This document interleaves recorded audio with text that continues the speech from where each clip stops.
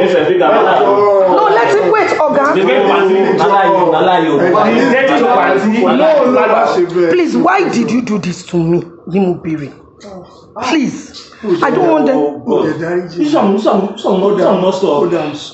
I know you are saying you are sorry, but I know you. Did I do anything to offend you? No. Why would you molest a 7-year-old?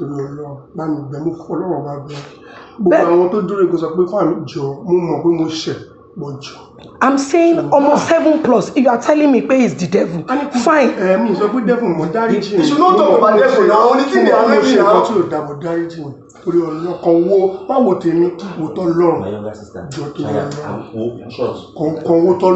But after everything I did for you, why? You tried. But why?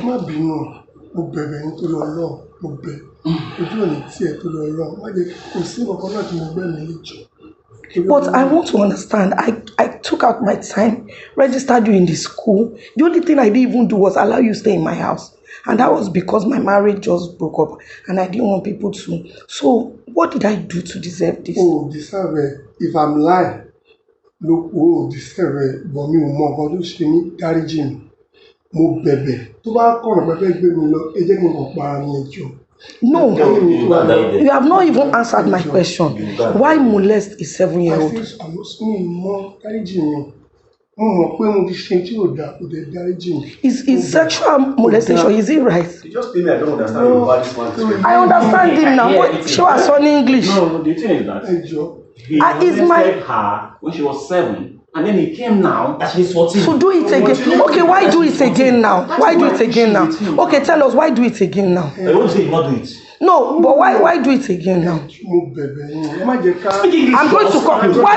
Why do it again now? Why do it again now? Speak English. Don't bring my bag. I'm very sorry. Why do it again now? I'm very sorry. Maybe we should just hand him over They are to. coming. They're already on their way. Because you are not talking to me. Zoto said if any police will come here, we should call them for Zoto. Let them. Once he's registered. Where is he going? Ma, leave it. Ma, no, don't bother. Sit down back. Ma, bother. I'm talking to you as a friend because I know that you had issues. And that issue, I went all out. I'm asking you why harass a child at 7 years old and come back and harass her at 14. You are not giving me any cogent reason. You are saying it's them. But Muti, you didn't drink. Nǹkan tó ń ṣe mí jọ tí ń lọ wá sí padà fún tí máa ké tí máa kú kò lè kò náà rí nǹkan tó ṣẹlẹ̀ dáríjì mi kan gbọ́kànlẹ̀ láti dáríjì mi tó bá lè ṣe fún lẹ́yìn ìgbà yẹn ṣe fún mi dáríjì mi. I want to forgive you, but I just want to understand. Just that I know him, that's why he's saying Which you know, this one, I'm begging you. Why? I don't understand. If truly you prayed about it, you harassed her at 7. Why come back to harass her at 14? You don't call devil. I'm not called devil, brother. What I've done is bad. No doubt about that. It's very bad to molest her. It's very bad, I know. But please, I'm pleading. okay. To your Lord, Princess, you did not deserve it. Record it, you did not deserve it. Because you tried. Okay, what was even when I was coming, that's what I was telling you, I said, you cannot call me. Even once, I will answer 3. Because you tried for me.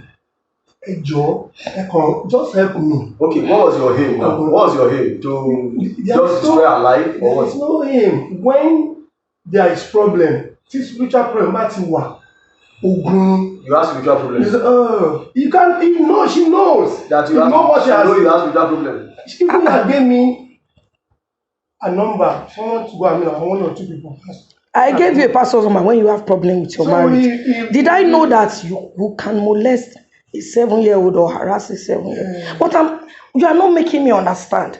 If you are saying the devil, that was some years ago. You repeated it again.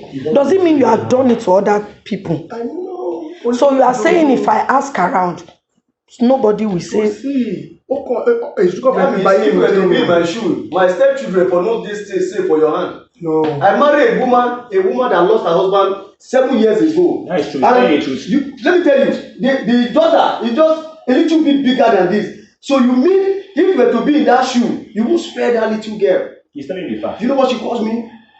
Daddy. He's not the father. She did not joke with me. He's Are the old stepfather. enough to be her father. Do you understand? We Why sleep do together in the same bed. Ah, It's like my blood. As in, don't like it is my blood.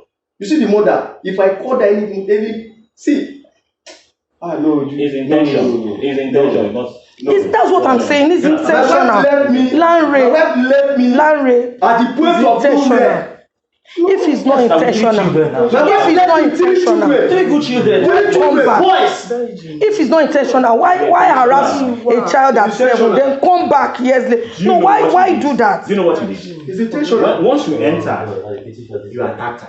Yes, That's what immediately. You didn't waste time. Yes, you didn't You waste went time. to search the room if there's anybody. Yes. No, I did not. What did you And do? you search the whole room. Say no. Let me go for Let me show you. No, I'm No, no, no. Princess, wait, Princess, please, wait. Leave her. Let her express herself. Leave her. It's painful. If she don't express herself, you can eat her like that.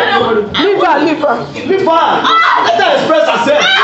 Leave her alone. Let her do what Let her express herself. This can injure her. I know the pain of it. See, you know what I'm going through? My wife left me with 3 boys. After much beg, she called to my family to tell them that I was a ritualist. That's why she left me. Now she's coming back to beg after I've married another person. I've been working with you for how long? Don't play o. Do you understand?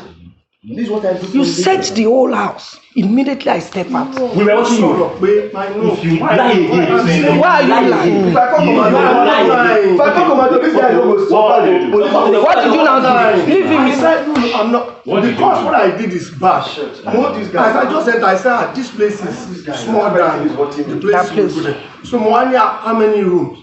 And I now open this place.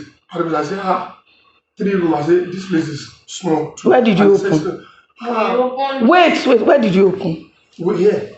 That's all. That's all. No. Where I again? open here. That's all. I Is it your enter here. house? Is it your Why? house? Bushman, when you are Okay, on somebody's first now. But I was not around. Is it your house? No. Was the owner around? But No. close. So what? Ah, you have never been Because you here are before. close, that's why you molest her daughter. No. That's what you're Now- telling me. That you feel free. to pay her back with that. I did bad. Anywhere I did bad. I don't need to hide my feelings or anything. I'm not lying, please. But I'm saying why harass her again? That's why I say In the space of 7 twice. years, not That's why we are asking. that's the thing. Ayele. Ejo, Ayele, na only for your side dey Ayele. please. After I'm just- 7 years, I'm you just- came back I'm again. just- Because this will let One me boxing contest their way. They are They are boxing wasting contest. time. They are Man just So I watch should leave you small with them. touching, no touching. Let's do I just know touching. this guy. I know you. Oh bros, na move those ones small touching now. No. Party go do If they face one of one side there, they'll tell us side. No, Party go do all those ones. You think am? Ọ̀rọ̀ ti Ọlọ́run.